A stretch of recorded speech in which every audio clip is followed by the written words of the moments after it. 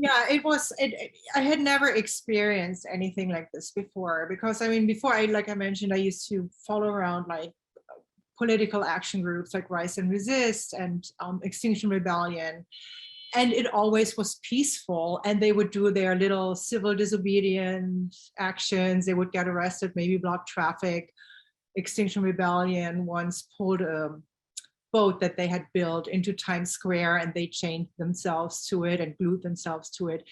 But all these were just so nonviolent. And then the George Floyd protests happened, and I was in Union Square, and I saw someone setting a trash can on fire, and this woman tried to extinguish it with with a water bottle, and they got so angry with her because she tried to extinguish it.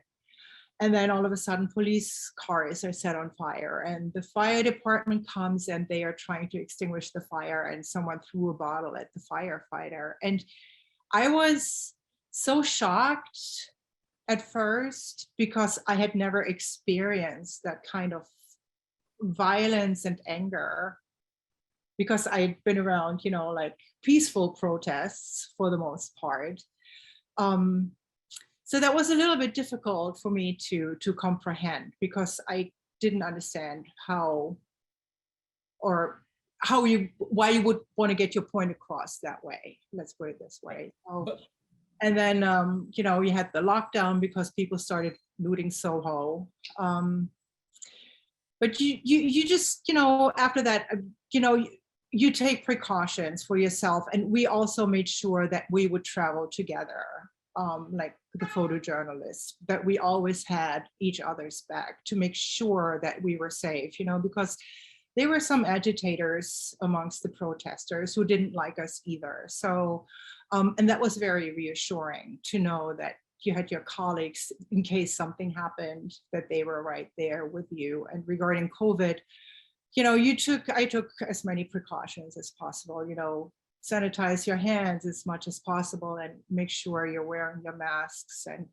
But it was always really crowded. I mean, so you kind of went home hoping that you didn't get sick.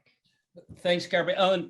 This is called, this presentation is called Emerging from the Trenches, and nothing says emergence more than Meghan and Harry at the World Trade Center, right? I mean, no masks on. This was a turning point, right, in New York, at least in the last few months. Tell us a little about how just compared to sort of like heads being bashed in last summer, and now you have the mayor greeting our favorite royalty here, at least. Yeah, that would go. I mean, obviously, it's a surreal moment when you get to photograph royalties. I mean, when do you get the chance to do that? But I think the Mayor de Blasio, is really proud of how far the city has come back after the horrible year we had. And I think to him, it was like, like one of his last hurrahs, like, because, he's in his last term. And to have like Meghan and Harry here, because they were here for the Citizens Festival in Central Park. And to also have them at One World Trade, which is like, on the 20th anniversary of 9/11. Yeah. So that was like another special moment.